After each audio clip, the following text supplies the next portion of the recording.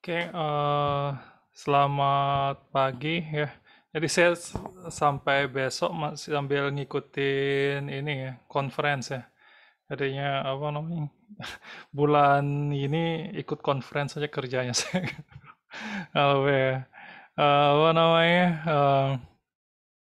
jadi ini ya, sekarang juga sambil ngikutin, jadinya mungkin ini ya, langsung kita mulai walaupun yang ikut masih dikit, mungkin nanti bisa nonton rekamannya ya, yang lain ya. Oke, jadi ini ya topik minggu ini tentang data crawling ya. Data crawling mungkin yang ngambil pemrosesan paralel udah sempat belajar dikit gitu kan ya tentang web scraping ya. Data crawling ini kalau berkesinambungan gitu ya, berlangsung terus-menerus bagaimana gitu ya. Itu nanti juga kita ini sih yang crawling yang beneran itu lebih ke menggunakan ini nanti ya, menggunakan Flume ini ya. Flume ini supaya tetap dia rutin gitu ya, ngekstrak data dari apa namanya web gitu ya sana. Intinya apa bedanya web scraping sama web crawling ya? Scraping itu yang memparsing HTML dari halaman web itu gitu ya. Kalau misalnya crawling itu ya apa namanya menelusuri semua halaman gitu ya. Jadinya kalau kita mengambil satu halaman aja gitu web web ini ya parsing HTML itu web scraping ya bahkan. Tapi kalau kita mengcrawling ke banyak halaman gitu ya banyak halaman jadinya mendaftar halamannya dan sebagainya gitu kita gunakan ini ya apa namanya data crawling ya. Kalau di apa namanya di halaman YouTube-nya saya juga ini ya, nanti saya share ya di sini. Apa namanya, ini ada contoh untuk yang halaman detik ada ya, dicari di halaman ini ya saya lupa share di sini. Itu dulu saya bikinin untuk mahasiswa bimbingan sama untuk keperluan dulu ini ya, jadi pembicara di workshop ya ada. Itu ya jadinya apa ya? Selain TA IoT juga kalau TA yang lain tuh tentang ini ya web crawling ya saya banyak membimbing ya. Sampai bikin ada pertanyaan, apa hubungannya web crawling sama Lab 2? Ya sebenarnya ya lebih ke apa ya irisan irisan situ ya nggak jelas tuh topiknya sebenarnya. Ya tapi ya itulah sebenarnya apa ya ini ya nggak bisa juga kita tuh apa ya harus strict sesuai dengan labnya gitu ya susah ya seperti itu karena sebenarnya kan juga apa ya banyak dosen itu backgroundnya juga algoritma gitu kan ya sistem cerdas sebenarnya gitu kan. Kalau saya sendiri sebenarnya tidak ada publikasi tentang IoT ataupun jaringan yang murni gitu ya pasti ada algoritma di sana di dalam gitu. Kalau cari nama saya di Google Scholar atau di Scopus itu semua pasti ada nama algoritmanya apa gitu ya. Yang kebanyakan sih genetic network programming atau enggak pasti atau system neural mining sekitar itu ya kalau nyari nama saya. Nama belakangnya pakai ya beda suara gitu. Ya, seperti itu jadinya apa ya? Itu ya kalau misalnya level apa ya, S2, S3 gitu sama publikasi internasional tuh susah banget ya kalau misalnya kita ini ya tidak ada algoritma karena algoritma itu yang keterbaruannya gampang sekali dicari gitu ya jadinya memang seperti itu. Alasan saya juga kenapa pakai data crawling sama apa namanya IoT itu sebenarnya sama-sama ini ya nyari data di mana sih gitu ya. Nyari data di mana sih? Data yang banyak dan unlimited dan nyarinya cepet gitu ya pakai IoT atau pakai crawling gitu ya. Sebenarnya asal mula kenapa saya terjun ke dua bidang ini. Untuk mencari data yang saya proses di algoritma itu karena apa namanya algoritma yang bidang S3-nya saya kan berbasis graph gitu ya, berbasis graph artinya bukan arahnya apa namanya eh, nyari akurasi gitu bukan tapi untuk interpretasi data gitu. Jadinya kalau itu harus datanya khusus gitu ya katanya khusus jadinya susah banget nyarinya gitu ya collab sama lab lain juga ribet gitu kan ya misalnya nyari nyari apa namanya, maksudnya lab dari fakultas lain, misalnya fakultas pertanian dan lain-lain tuh ribet gitu. Ini kenapa nggak saya bikin sensor sendiri, apa namanya, bikin IoT sendiri dan nyari data dari sana gitu. Asal mulanya web crawling juga sama ya, kayaknya. Daripada saya nyari contoh teks gitu, kenapa nggak bikin ini apa namanya, data crawling untuk apa namanya, nyari teksnya gitu ya, misalnya dari berbagai situs, dan sana juga langsung kita bisa dapat timeline-nya gitu ya, timeline-nya misalnya nyari berita tentang satu topik gitu ya, satu topik dari tahun 2019 sampai tahun 2021 ya, kira-kira bisa tebak apa itu gitu kan, corona itu kan ya, ada TA bimbingan saya juga ngerjain itu, jadinya itu coba ini ya, cari data di Kaggle gitu ya. Bisa dapat banyak ya, bisa dapat banyak. Tapi sudah banyak orang pakai data tersebut dan dapat akurasi lebih tinggi gitu. Bisa nggak nyamain akurasinya itu? Eh, Caranya gimana kalau kita nggak mau bersaing di akurasi, ya cari data sendiri dan olah gitu ya. Seperti itu salah satu variasi dari apa namanya, TA ya intinya, kalau nggak ini ya, kalau nggak apa namanya, kalau nggak algoritmanya yang kita, kalau misalnya algoritma berbasis graf gitu kan, modifikasinya gampang gitu ya, gitu. Apa namanya, tinggal ini ya, rule ekstraktornya aja dimodifikasi gitu kalau bisanya, kalau bagian saya gitu ya. Di mata kuliah data mining gitu, nanti saya jelasin ya gitu ya. Tapi itu intinya itu ya, kalau misalnya apa namanya, klasifikasi pakai scikit gitu kan ya, itu kan flow alurnya sama semua ya, cuma parameternya beda. Ada data training, ada data proses, apa evaluasi, dapat akurasi gitu kan ya. Regresi juga sama, mean square error ya, mean absolute error sama gitu ya. Seperti itu ya. Tapi kalau misalnya apa namanya, ada interpretasi data, misalnya di sana kita harus jelasin misalnya kelas label, dengan label ini isi datanya apa aja gitu. Jadi dari sana kita tahu kenapa akurasinya rendah, dan nggak kayak gitu yang saya apa namanya kerjain waktu S3 gitu ya. Sebenarnya nyambung dari S2-nya juga gitu kan, waktu itu ya bikin sistem apa namanya, penjadwalan menggunakan algoritma genetik dan fuzzy gitu, waktu itu kan penjadwalan untuk ini ya, apa namanya, pemetaan audit energi waktu itu gitu kan, di perkantoran gitu ya, kurang lebih itu. Ya, itu ya dari sana nyambung. Ya, tidak, jadinya nggak semua algoritma itu bahas akurasi gitu ya. Banyak sebenarnya variasinya ya di sana ya.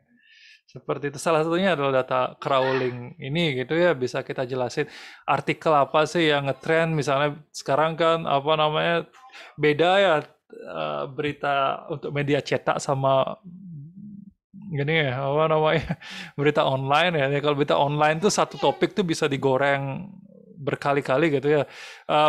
Dari satu topik, satu pengambilan data ke lapangan itu bisa jadi 10 berita kayak gitu kan ya. Judulnya diganti-ganti dikit ya, isinya ini. Judulnya clickbait lagi gitu. Apa namanya, di sana kan ya, makanya apa namanya, data crawling ini bisa ya kita pakai, misalnya menurut gitu, cari kata menurut gitu ya. Menurut itu berarti mengarah ke sumber gitu kan ya, nanti ya. Dicari semua ini ya, frase yang apa namanya, gabungan kata yang sebelum dan sesudah kata menurut gitu ya. Apa namanya, seperti itu ya. Ini misalnya kan ini adalah bla bla bla bla menurut si A gitu kan ya. Kayak gitu jadinya kan bisa jadi ada informasi yang disampaikan oleh si A gitu kan ya. Kata menurut itu menghubungkan dua itu. Ya, intinya kurang lebih apa namanya, kalau kita mau menjabarkan teks itu, kalau kita berpikir sederhana itu simpel. Yang penting kita bisa men-split string gitu ya, memisahkan dengan apa namanya, memisahkan eh, dengan pemisahnya apa, misalnya spasi gitu ya, spasi ya, dan lain-lain gitu ya di sana. Itu banyak ya jadinya. Bisa juga kata splitnya itu digunakan kata menurut gitu ya, langsung dibagi. Kalau misalnya itu dalam satu artikel cuma ada satu kata menurut gitu misalnya, ya terbagi jadi dua array aja gitu ya. Dan habis itu array yang ada menurutnya itu yang sebelahnya kita pisahin sampai di mana ada informasi yang menurut si A-nya itu gitu. Misalnya gitu ya bisa itu kita latih gitu ya. Latih tapi kita harus di sana bedanya gitu kan ya. Kalau sekarang apa namanya misalnya banyak topik, misalnya menerjemahkan apa namanya dari bahasa daerah A ke bahasa Indonesia dan lain-lain itu kan itu harus ada banyak campur tangan supervise-nya gitu ya. Ini banyak sana replace string gitu itu kan apa namanya expert system gitu ya itu. Itu juga ya jadinya apa namanya ya di contoh sini kan saya juga dapat jelasin di skripnya itu ya misalnya gunakan ya ditemukan dalam array gitu ya. Gunakan itu daripada make ini ya make string replace yang bertumbuk-tumbuk sampai puluhan gitu itu boros banget gitu ya. Seperti itu ya. Itu ya in each gitu ya sana ya ada di sini ya BS ini sama gitu. Terus ini juga di pertemuan ini ada tantangan ya. Coba daftar sebagai developer API Twitter ya sana ya. Jadinya kalau udah diterima upload di sini nanti ada nilai plus 30. Ya. Terus itu di sini bisa ini ya, bisa dibuat ini juga ya. Untuk apa namanya? eh URL bebas ya coba download semua URL yang ada di sana gitu ya sana bisa dicoba ya BS Beautiful Soup 4 gitu ya sana bisa kalian gunakan ya. Itu ya jadinya ini materi yang sebelum UTS ya nanti kita bisa setelah UTS kita bisa fokus ke Hadoop dan lain-lain gitu ya yang berhubungan dengan cloud computing sebenarnya ya. Cloud computing. Ya, tadi semua ini adalah fitur yang ada di cloud computing zaman now gitu ya. Zaman now. Ini saya lagi mikir-mikir juga Spark ini saya mau ganti dengan apa gitu ya. Mungkin Spark ini mau saya pindahin ke data mining aja gitu supaya nggak usah jelasin lagi klasifikasi dan clustering dan lain-lain itu apa gitu. Sebenarnya sih pinginnya gitu. Masih saya pikir-pikir juga ya. Bisa konsep ini. Mungkin Spark-nya digunakan tanpa sampai ini ya machine learning dan lain-lain gitu ya biar apa namanya nggak usah jelasin klasifikasi itu apa gitu atau materi klasifikasi yang sudah nggak kepake dari zaman saya ngajar machine learning itu saya taruh di sini kan itu soalnya saya dua tahun ngajar dengan konsep ini itu kedua kalinya nanya kurang jelas bagian klasifikasi jadinya semua materi yang di atas tuh blank gitu semua jadinya terakhir tuh bahas klasifikasi yang sebenarnya akan dibahas di banyak mata kuliah lain setelah ini gitu ini saya lagi mikir-mikir gitu ya di sini ya. Kalau ini ada ini, semua nanya ini gitu. Jadi semua yang di atas itu hilang gitu ya.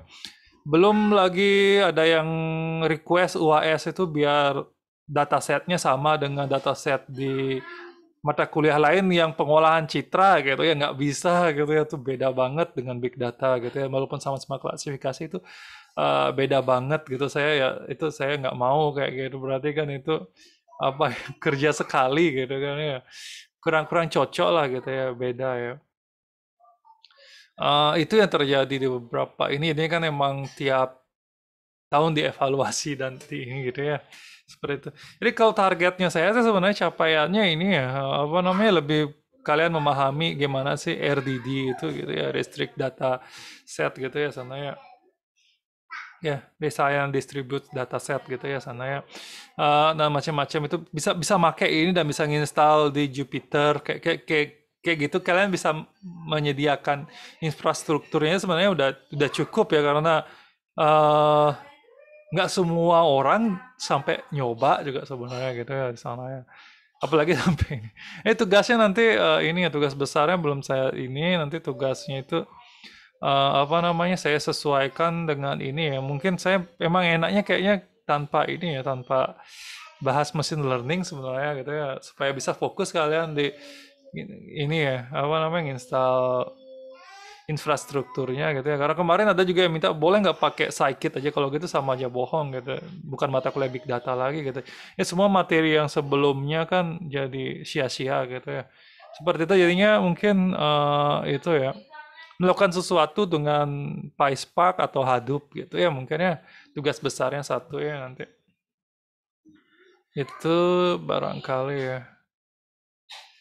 Oke, itu ya tentang data crawling ini ada dua tantangan di sana ya dikerjakan ya tidak wajib ya, tapi nambah nilai lumayan ya. Itu.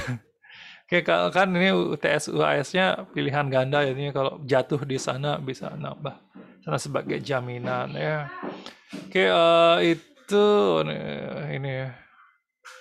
Apa namanya? Terus saya juga kalau sempat maunya bikin video interaktif juga di sini gitu ya. Tentang pemrograman ya, jadinya di tengah-tengahnya ada soal yang ya bisa dijawab itu kayak gitu sih rencananya ya karena sekarang lagi ngetrennya itu gitu kan ya. Gitu. Oke, kalau ada pertanyaan silakan ya. Izin bertanya, Pak. Ya, silakan. Saya sudah nonton video yang Twippy tutorial itu, Pak. Di situ Ya, ada kode untuk streaming itu, Pak. Nah, di situ kan banyak data yang didapat dari situ. Itu ya. fungsinya sebenarnya itu apa, Pak?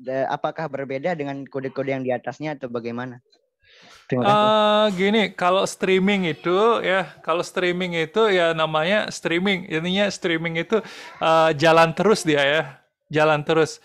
Jadinya apa namanya streaming itu hanya berhenti ketika kita stop gitu ya. Jadinya kalau misalnya perintah-perintah yang di atasnya itu simple, sekali jalan satu data ya. Kan perintah-perintah di atasnya pakai loop ya, loop sekian kali gitu kan ya. Kalau loopnya berhenti ya berhenti. Kalau streaming itu sampai kita di Jupyter Notebook itu kita klik stop, dia nggak akan berhenti gitu ya, nggak akan berhenti. Terus dia download data tweetnya berupa JSON gitu kan ya di sana nanti ya berupa JSON nanti. Jadinya kalau kalian streamingnya itu yang kalian nanti jalanin di server atau di komputer yang kalian biarin nyala gitu ya. Artinya itu kalau kalian misalnya mau memantau topik di Twitter gitu selama seminggu ya skripnya itu jalan seminggu gitu. Ya jangan pakai apa namanya jadi kalian nggak usah capek-capek pakai skrip yang di atas itu kalian ini ya jalani pakai cron tab gitu misalnya atau text scheduler kalau di Windows nggak perlu seperti itu tapi jalani berupa streaming aja gitu ya berupa streaming jadinya itu jalan terus sampai kalian stop kalau seminggu kalian jalani seminggu kalian dapat ya jalanin sehari aja kalian udah dapat big data gitu ya udah datanya udah megabaitan gitu ya sampai puluhan megabyte ya seperti itu yang di download sama cuma dia jalan terus gitu ya jalan terus sana ya itu udah menjawab ya. Baik, Pak, sudah paham. Iya, ya. Streaming nanti streaming itu kalian ini ya apa namanya akan istilah dipakai lagi di Hadoop dipakai lagi di MapReduce dan lain-lain gitu ya seperti itu ya data streaming nanti kalau kalian ini ya sudah semester atas biasanya PSTI langganan ini langganan jadi pengadakan pelatihan cloud computing gitu kan ya di sana akan dipakai terus istilah data streaming gitu ya sana ya yang diproses secara data masuk langsung diproses kayak gitu ya ya itu ya. Jadinya kan apa namanya sebenarnya itu juga ya apa namanya streaming itu bukan streaming video aja tapi streaming data juga gitu ya. Jadi streaming data itu streaming itu kan sebenarnya proses yang download yang terjadi secara berkala ya. Secara berkala jadinya apa namanya streaming YouTube sama nonton video YouTube itu sebenarnya sama-sama streaming ya. Cuma bedanya kalau streaming live itu dua arah streaming ya gitu ya. Jadi pertama saya Zoom ini juga streaming ya.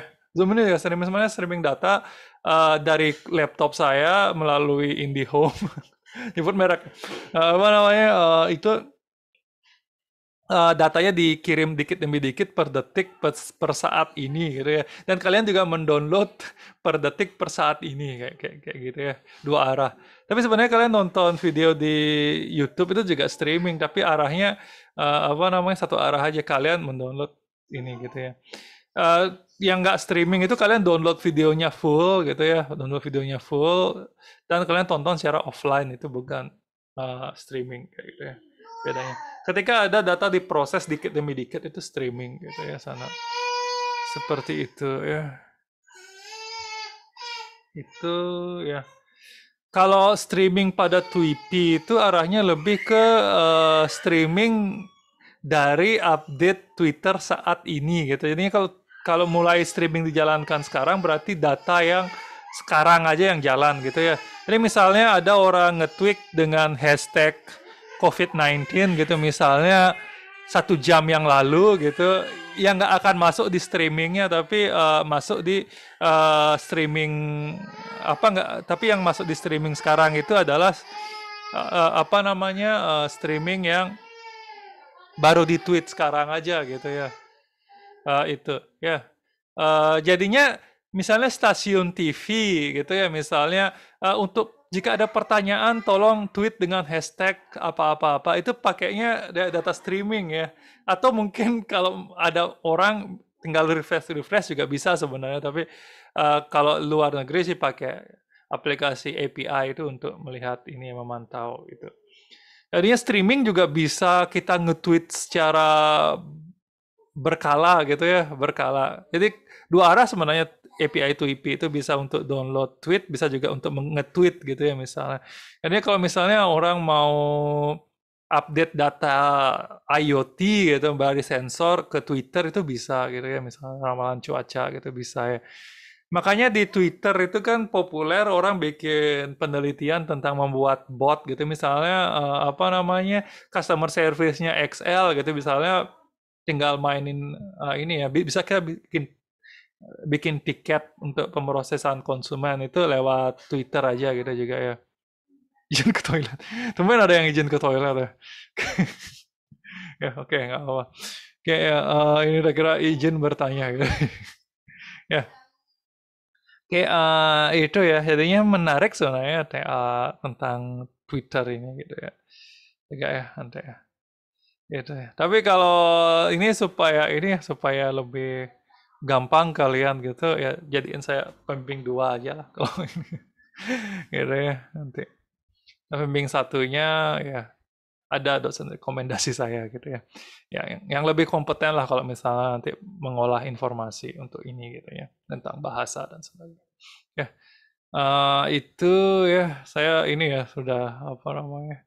Makanya saya sekarang kalau kakak kelas kalian yang mau daftar TA sebagai web crawling gitu, saya terima, saya jadi pembimbing 2 aja gitu, pembimbing satunya saya kasih dosen lain aja gitu, biar biar nggak ini ya, apa namanya ya gitu. Biar nggak terlalu banyak juga saya ini ya. Jadi mungkin kalau apa namanya Pak Agus Harimbawo udah balik dari Korea baru saya bisa bebas ngambil. Tapi kalau sekarang fokus ke IoT dulu gitu karena apa namanya yang bisa ngendal TA jenis itu ya terbatas ya itu yang kurang lebih itu ya. Jadi banyak ya ini saya ini tolak-tolak ya untuk memang satu ya gitu sekarang ya. Itu ya salah satunya. Apa namanya itu juga saya banyak ini ya apa namanya saya tanya juga bimbingan kenapa milih saya jadi pembimbing satu karena ini ya ACC laporan atau proposalnya saya nggak teliti gitu. Salah satu itu sebenarnya sifat buruknya saya gitu tapi malah jadi ini ya jadi yang dicari mahasiswa tapi sebenarnya merugikan kalian gitu kalau saya nggak ngeceknya dengan teliti gitu ya sebenarnya. Kalau dosen ngasih revisi banyak gitu sebenarnya itu anugerah gitu ya. Berarti benar-benar diperhatikan laporan kalian gitu. Kalau saya jujur males, ya, males. Ya, baca detail tuh ini ya saya benar-benar nggak sempat ya karena sambil ngajak anak juga di rumah gitu ya macam-macam. Ini. Ya itu ya jadinya emang tiap perkuliahan ini ya, ngobrol santai aja gitu ya. Sedikit ini ya. Supaya nggak kalau kalau yang straight to teori di sini ya udah ada di penjelasan. Oke, itu ini dicoba-coba ya nanti ini ya. Ya. Itu jadi Tweepy ini potensinya banyak ya. BS4 juga banyak ya. Kalian kalian bisa sampai mainin jQuery gitu bisa ya. Terus kalian juga ngepost atau ngeget, post atau get ya itu ini ya di pemrograman web ya kalian pelajarin ya. Adanya itu ya. Kalau get itu kayak ini nih ya, ID sama dengan 198 gitu. Kalau post itu kayak tombol ini nih ya, tombol.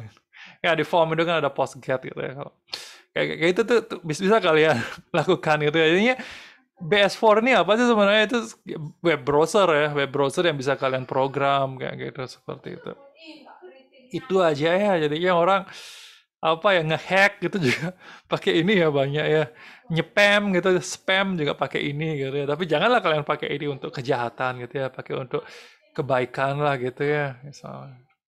Ya, banyak sebenarnya ya topik TA yang bisa diangkat gitu ya. Biar variasi.